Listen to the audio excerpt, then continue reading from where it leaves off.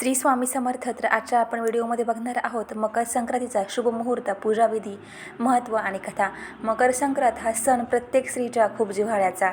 या दिवशी सवाष्ण स्त्रिया आपल्या पतीच्या आयुष्यासाठी व्रत करतात. सर्व सौभाग्याचे अलंकार परिधान करून व्यवसायाला जातात.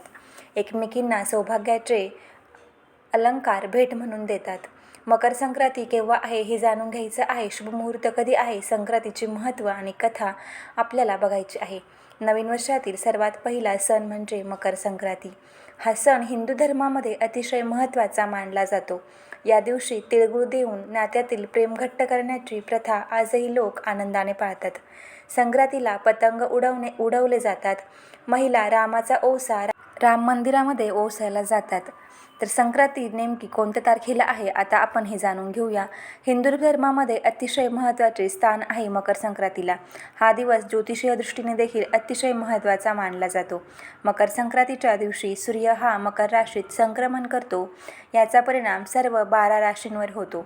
त्यामुळे या दिवसाचे ज्योतिषीय महत्त्व देखील अधिक आहे. त्याचप्रमाणे हा सण संपूर्ण भारतामध्ये अगदी उत्साहामध्ये साजरा केला जातो. वर्षातील पहिला सण असून तो वेगवेगळ्या प्रांतामध्ये वेगवेगळ्या नावाने पार पडतो. महाराष्ट्रामध्ये मकर संक्रांतीला तिळगुळ वाटण्याची पद्धत आहे. या दिवशी सूर्यनारायणाची देखील पूजा केली जाते. त्यात 2026 मकर संक्रांती बुधवार 14 जानेवारी रोजी साजरी होणार आहे. पूजेचा शुभ मुहूर्त आहे 2:49 ते संध्याकाळी 5:45 आहे.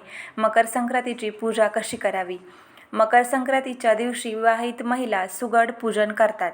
सुगड म्हणजे मातीची छोटी बोळकी. ती काळ्या रंगामध्ये पण येतात व अशा चॉकलेटी रंगामध्ये सुद्धा असतात.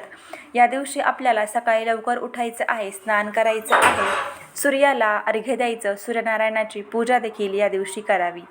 त्यानंतर विवाहित महिला या एकाच दिवशी काळ्या रंगाचे वस्त्र घालून पूजा करू शकतात. पण बरेच स्त्रिया हिरव्या, लाल, गुलाबी, केशरी या रंगाचे साड्या नेसून व्यवसायाला जातात.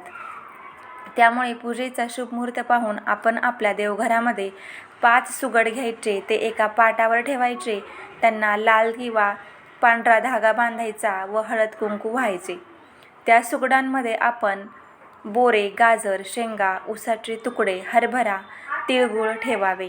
यातील एक सुगड आपण आपल्या देवघरामध्ये ठेवावे, दुसरे सुगड तुळशीपाशी ठेवावे. त्यानंतर राम मंदिरामध्ये जाऊन रामाचा ओसा करावा. एक सुगड रामापाशी देखील ठेवावे. एक सुगड सवाष्णीला द्यावे व एक सुगड कोणत्याही मंदिरामध्ये ठेवावे. अशा प्रकारे सुवासिनी महिला या सुगडांची पूजा करतात. त्यानंतर तिळाची गोड पोळी घरामध्ये केली जाते. कोणी पुरणाची पोळीसुद्धा केली जाते. बऱ्याच ठिकाणी पुरणाची पोळीच करतात व त्याचाच नैवेद्य देवाला देखील दाखवतात. आपण मकर संक्रांतीच्या दिवशी जी सुगड पूजन करतो त्यात जे भाज्या टाकतो त्या भाज्या आपल्याला म्हणजे हरभरा, गव्हाच्या ओंब्या आणि ज्वारीचे कणीस, बाजरीचे कणीस हे सर्व आपल्याला अगोदर अग्नीमध्ये भाजून घ्यायचं असतं व त्यानंतर सुगड पूजन करताना सुगडांमध्ये टाकायचं असतं. तर मकर संक्रांतीची कथा अशी आहे.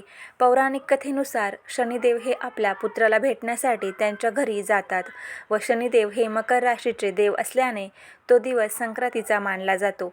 तसेच या दिवशी सूर्यदेव मकर राशीमध्ये संक्रमण करत असल्याने ज्योतिष्य घटनांसाठी हा दिवस महत्त्वाचा मानला जातो.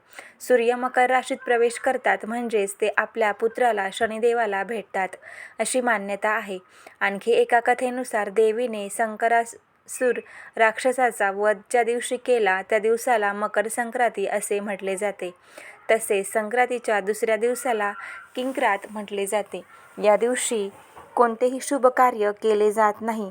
या दिवशी देवीने किंकासुराला मारले असल्याने हा दिवस किंक्राती म्हणून ओळखला जातो असे मानतात.